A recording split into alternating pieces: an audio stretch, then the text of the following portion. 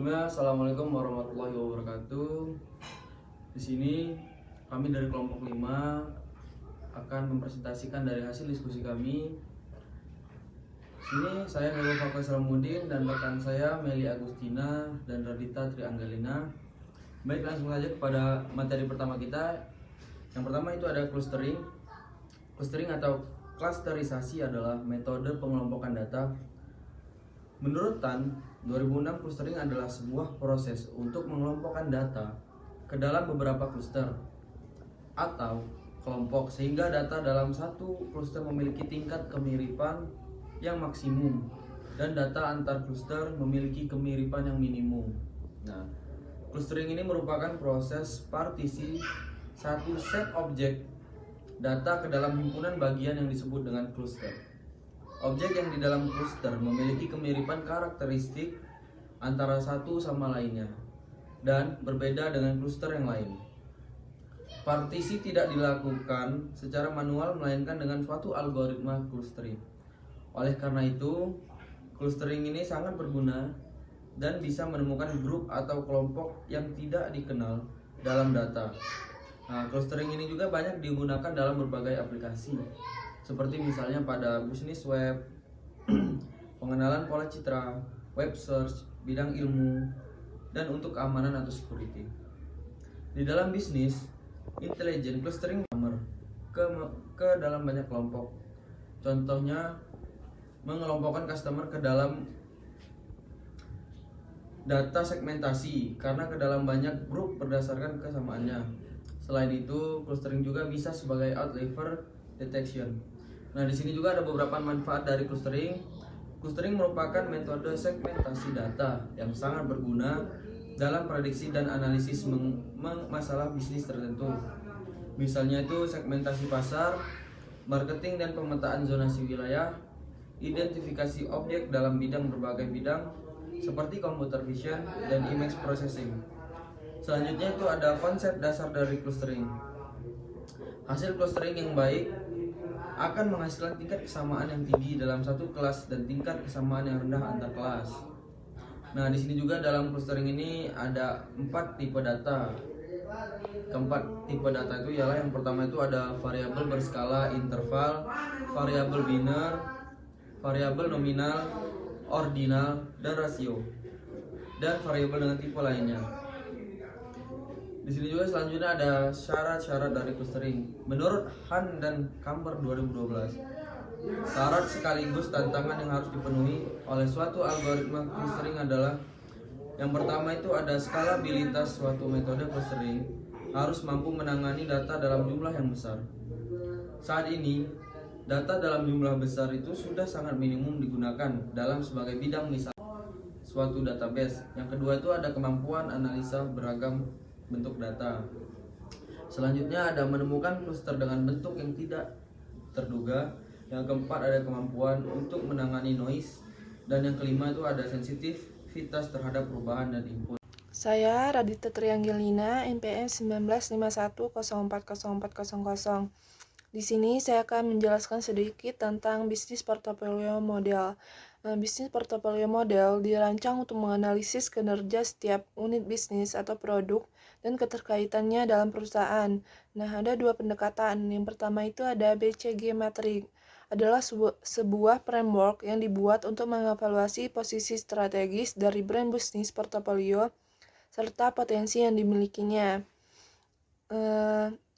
Matrik ini mengklasifikasikan bisnis portofolio menjadi 4 kategori berdasarkan industri attractiveness atau growth rate dari industri tersebut dan competitive position atau relative market share. Kedua dimensi ini menunjukkan kemungkinan profitabilitas dari bisnis portofolio dalam hal cash dibutuhkan untuk menjalankan bisnis unit tersebut maupun yang dapat dihasilkan dari menjalankannya. Tujuan umum dari analisis menggunakan matrik tersebut adalah untuk lebih memahami brand mana sajakah yang perlu diperhatikan untuk investasi atau sebaliknya. Brand perusahaan diklarifikasikan ke dalam 4 kuadran sebagai berikut. Yang pertama itu ada DOCS. DOCS itu Docs memiliki market share yang lebih rendah jika dibandingkan dengan kompetitor atau beroperasi pada market yang lebih lamban tumbuh. Secara umum, brand yang tergolong sebagai Docs tidak layak untuk diinvestasikan karena mereka menghasilkan cash return yang lebih rendah atau bahkan negatif. Namun, hal ini tidak selalu terjadi. Beberapa brand tergolong Docs terkadang malah bisa jadi menguntungkan dalam jangka waktu yang lama, sehingga dapat disinergi dengan brand maupun SBU lainnya, ataupun digunakan sebagai strategi pertahanan melawan kompetitor. Selanjutnya ada cash cow. Cash cow adalah brand yang paling menguntungkan dan perlu diperas atau dimanfaatkan sebesar-besarnya untuk menghasilkan cash. Cash yang didapat dari cash cow kemudian harus diinvestasikan pada Star untuk mendukung pertumbuhannya.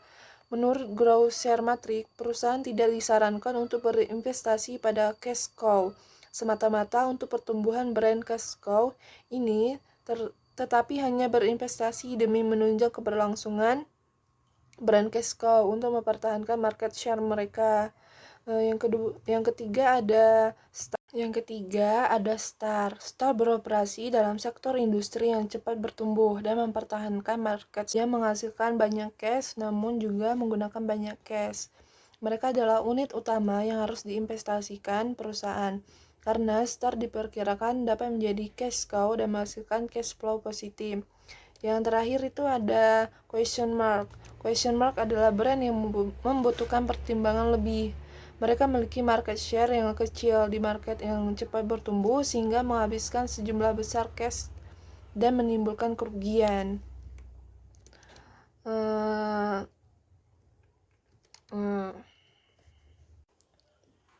Pendekatan selanjutnya itu ada General Electric Model atau metrik perencanaan bisnis. Teknik yang digunakan adalah pemasaran merek dan manajemen produk untuk membantu perusahaan memutuskan produk apa yang akan ditambahkan portofolionya dan peluang di pasar mana yang harus terus mereka diinvestasikan. Terdiri dari 9 sel dengan 2 dimensi utama, yaitu kekuatan bisnis dan daya tarik industri. Kekuatan bisnis dipengaruhi oleh pangsa pasar, citra merek, margin, keuntungan, loyalitas pelanggan, kemampuan teknologi, dan sebagainya.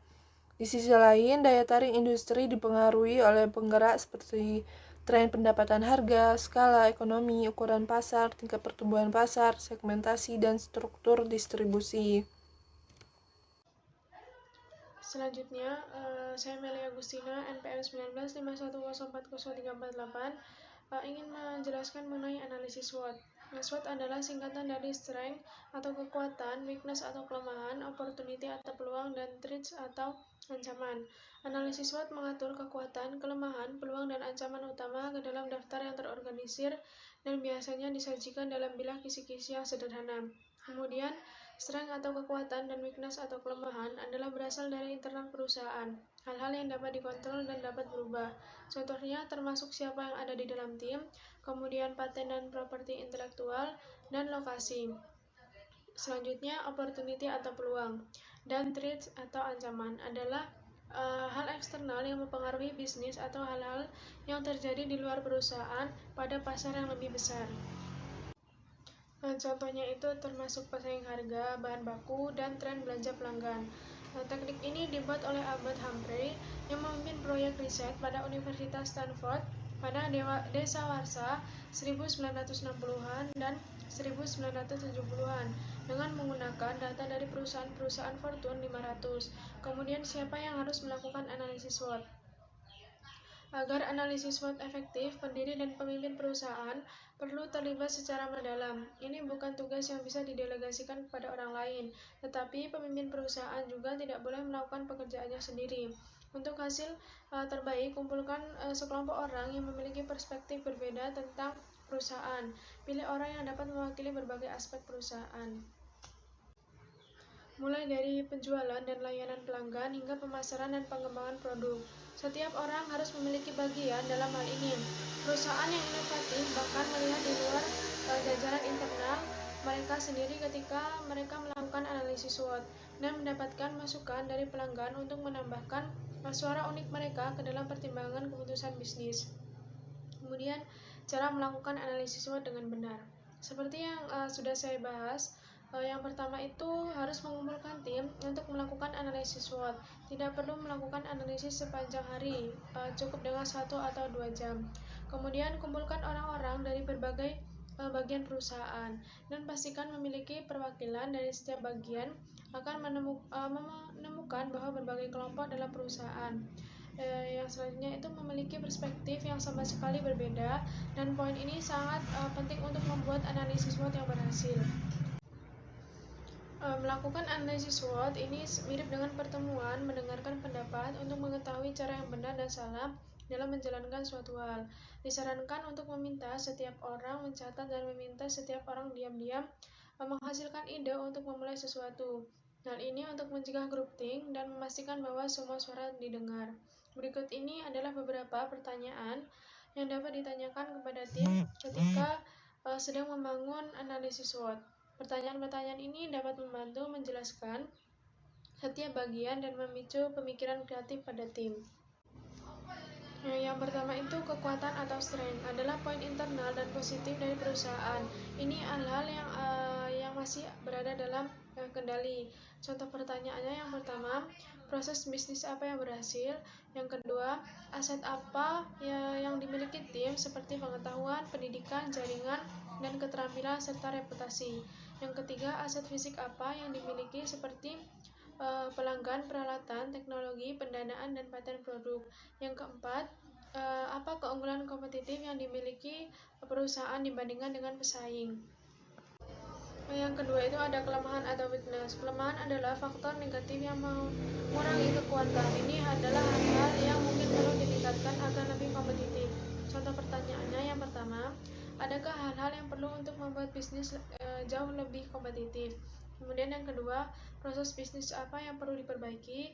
Yang ketiga, apakah ada aset berwujud dibutuhkan perusahaan seperti pendanaan dan peralatan? Kemudian yang keempat, apakah ada celah tim di suatu perusahaan? Yang kelima, apakah jabatan itu ideal untuk menunjang kesuksesan? Kemudian yang C itu ada peluang atau opportunity, adalah faktor eksternal dalam lingkungan bisnis yang cenderung berkontribusi pada kesuksesan bisnis. Contoh pertanyaannya yang pertama, apakah market bisnis berkembang dan apakah ada tren yang akan mendorong orang untuk membeli lebih banyak daripada yang dijual? Yang kedua, adakah acara atau event yang dapat dimanfaatkan perusahaan dalam menemukan kegiatan bisnis? Yang ketiga, apakah ada perubahan peraturan yang akan mempengaruhi perusahaan secara positif? Yang keempat, jika bisnis terus berkembang, apakah itu berarti pelanggan membutuhkan produk perusahaan tersebut? Kemudian yang D, ancaman atau threats. Ancaman adalah faktor eksternal yang tidak dapat dikendalikan. Perusahaan tetap harus mempertimbangkan hal ini untuk menempatkan rencana darurat dalam menangani masalah yang terjadi. Contoh pertanyaannya, yang pertama, apakah perusahaan memiliki potensi pesaing yang dapat memasuki pasar? Kemudian yang kedua, apakah pemasok akan selalu dapat memasok bahan baku yang dibutuhkan perusahaan dengan harga yang cocok? Yang ketiga itu, bisakah perkembangan di masa depan dalam teknologi mengubah cara perusahaan melakukan bisnis? Yang keempat, apakah perilaku konsumen berubah dengan cara yang dapat berdampak negatif pada bisnis? Yang kelima, adakah tren pasar yang bisa menjadi ancaman? Yang ketiga itu, bisakah perkembangan di masa depan dalam teknologi mengubah cara perusahaan melakukan bisnis? Yang keempat, apakah perilaku konsumen berubah dengan cara yang dapat berdampak negatif pada bisnis? Yang kelima, adakah tren pasar yang bisa menjadi ancaman? Mungkin cukup sekian penjelasan mengenai analisis SWOT yang dapat saya sampaikan. Kurang lebihnya saya mohon maaf. Untuk yang selanjutnya, saya kembalikan kepada moderator. Baik, sekian materi yang dapat kami sampaikan. Kurang lebihnya kami mohon maaf. Kepada Allah kami mohon ampun. Semoga apa yang kami sampaikan bisa dipahami dan dimengerti oleh rekan-rekan yang menyaksikan video kami. Kami ucapkan terima kasih. Kami akhiri, wabillahi taufiq wal hidayah. Wassalamualaikum warahmatullahi wabarakatuh.